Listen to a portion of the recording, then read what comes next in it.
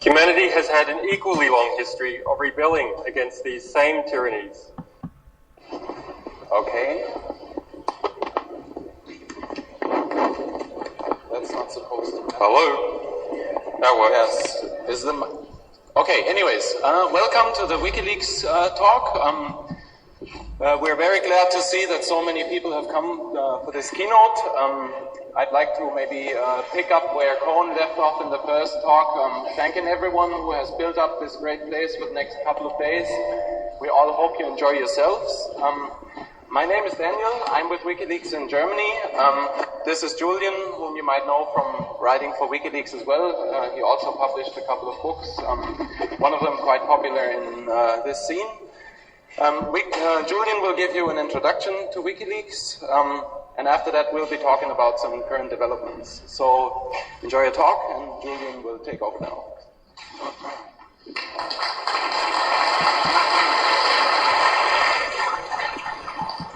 Okay, can everyone hear me down the back?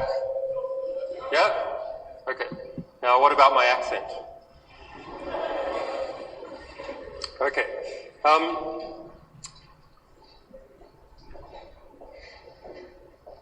Humanity has had a long history of tyranny.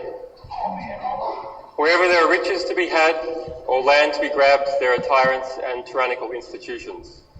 Humanity has had an equally long history of rebelling against these same tyrannies and exposing their injustices. I've seen the degradation of politics and war firsthand. But I still believe in the ability of people to rebel against tyranny and injustice. Without this belief, I wouldn't be standing here before you today at Ha 2009.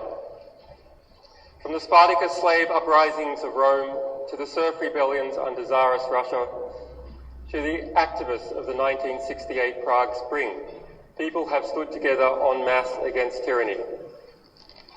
Individuals often act as catalysts for this rejection of tyranny. 19th century American writer Henry David Thoreau popularized the term civil disobedience when he opposed an unjust war. He was a 19th century geek. He obsessed in his work alone. He built a house in forests much like these, to be alone. He was an outsider, and it was this perspective that let him say what others could not. There are other catalysts for civil disobedience, many famous, such as Mahatma Gandhi and Martin Luther King. Some of these catalysts, such as Nelson Mandela, won their wars. Others, such as the brave Aung San Suu Kyi, continue to serve as successful points of opposition in battles that have yet to be won. What is unique in our moment of history is the convergence of the very old notion of civil disobedience and a newly globalized world in which less than 200 milliseconds separates everyone from New York to Nairobi. And that fact has led to a new phenomenon, global digital disobedience, where people of the world can come together to support each other in their mutual struggles. Digital disobedience uses technology to catalyze positive social change. It uses technology to call corrupt institutions and individuals to account, no matter in what country they're in. It enhances the power of nonviolent protest, and it is not just a theory. We have shown it works. What is special about this gathering, here in the Netherlands, held once every 4 years, is that it is a showcase for the evolving nature of digital disobedience.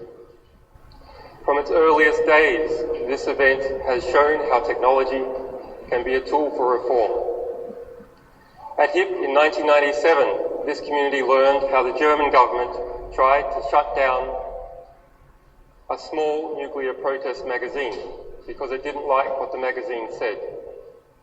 Geeks and activists, including many of the original founders of this gathering, joined together to ensure freedom of speech by hosting the magazine, including at the great Dutch ISP Access for All. The German government effectively blocked Access for All behind the scenes. It was Access for All but the people of Germany. If the German government's move was heavy-handed and clunky, this community's response was light and agile. GIG set up mirroring on a scale that had rarely been done before, and the German authorities backed down. That was an important early point on the timeline of digital disobedience. WikiLeaks is another such point. Started in 2007, WikiLeaks is the world's first uncensored, secure, and anonymous whistleblowing site. Civil disobedience can have a high human cost. After the Spartacus uprisings 2,000 years ago, Rome crucified more than 4,000 slaves. Their bodies still line the famous Appian Way, which was Rome's first superhighway. At WikiLeaks, we use technology to try and reduce the human cost of civil disobedience and promote justice. We don't want bodies to line our new global highway. And now I will give you some examples of information that we have helped to put into the public sphere that otherwise would not. And later, my colleague Daniel will give you a list of information that should be in the public sphere that still is not.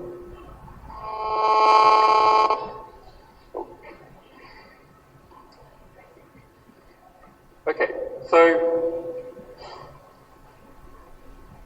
my first example, actually I'll list, Daniel, can you, no, it's okay. You can just push space, yeah. Okay, so it's important to say what WikiLeaks is and what it is not. So it is a platform, but it is part of a larger project, which is by Sunshine Press.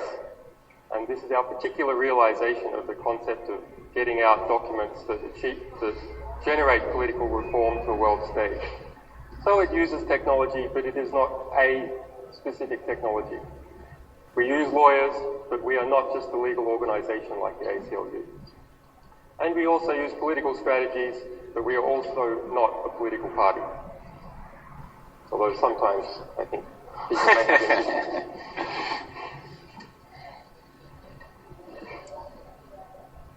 So, who of you here is familiar with Guantanamo Bay?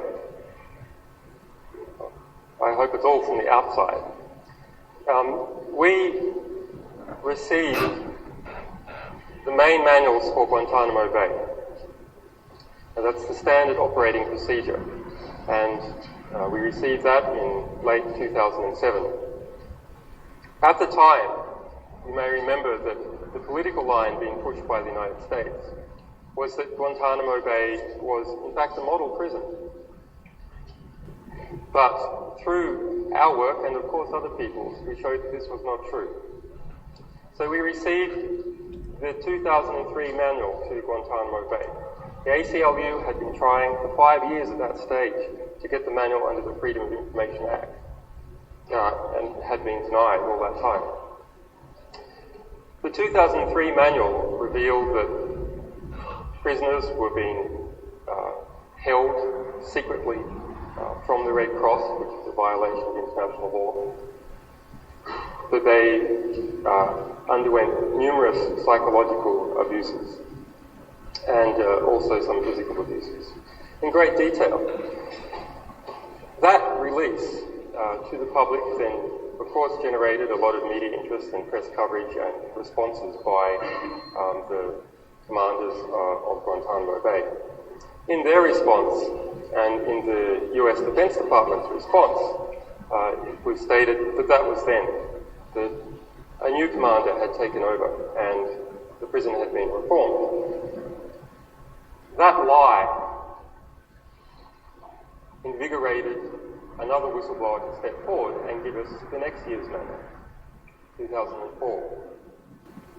And by comparing these two, we were able to show that in fact the situation for prisoners in Guantanamo had degraded over time, that it hadn't gotten worse. And then a new camp had been set up, Camp 4, which was a media show camp. So it hadn't gotten better, rather the perception had changed because of propaganda. Now this is something we've often seen, that one leak will inspire other people Daniel Ellsberg, the famous American whistleblower who leaked the Pentagon Papers, and whose most recent article is on the front page of WikiLeaks, has often said that courage is contagious, that one courageous act well done inspires other people to follow suit. And so we often see this, great streams of leaks from a particular country or a particular institution following others.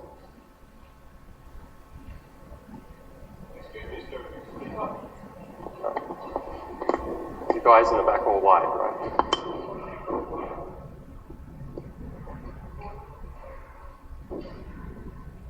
Okay, can you hear me now?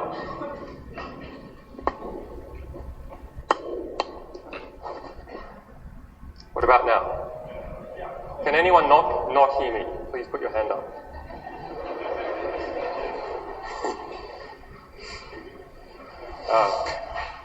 Okay, so it's not just the American military, although it's certainly well, actually this is about the American military as well, so all right. Although there's certainly a large amount of stuff, but it's not just about America or Cuba. Right here, earlier this year, in the Netherlands, this is the front page of NRC Handelsblad. Is my pronunciation correct? No? Handelsblad. A great Dutch newspaper, I hear. So we upstaged what looks to be like Hillary Clinton's visit to the Netherlands. So we obtained from a source an encrypted PDF from the RAND Corporation. Now, some of you may remember that the RAND Corporation is a US Defense Department think tank. And in fact, it's where Daniel Ellsberg worked before he leaked the Pentagon Papers from the RAND Corporation. This was an intelligent assessment, 200 pages, of what had been happening in Iraq and Afghanistan. It interviewed over 100 intelligence agents in NATO, and a number of the most candid of those worked for the Dutch military. So they exposed that Dutch soldiers had been morally corrupted by their experience in Afghanistan, which of course should come as no surprise because war always corrupts its participants. It also exposed the relationship between the Netherlands and the United States was not that of equals in NATO. The Netherlands Air Force had been instructed to go on bombing runs in Afghanistan. And after it had dropped its bombs, it wanted to know, had it hit its targets, were there civilian casualties? And of course, as far as I know, the Dutch government doesn't have its own spy satellites circling Afghanistan. So it asked for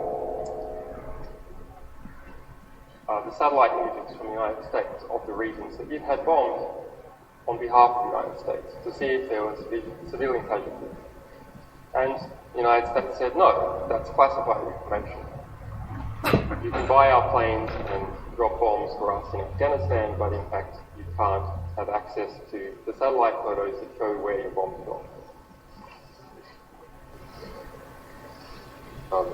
So I just mentioned, I can't go into detail for this case, but we don't just do documents, so here's one from Peru.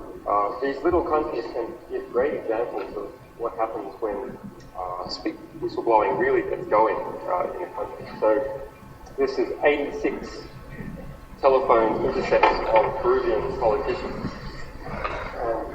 This man on the left, a journalist, had some real problems with his stuff, so we worked together to get this out simultaneously on WikiLeaks, and then you could write about it in the Peruvian papers. So you see the front page of every paper in Peru dramatically changed the political climate, at least for a few months in Peru.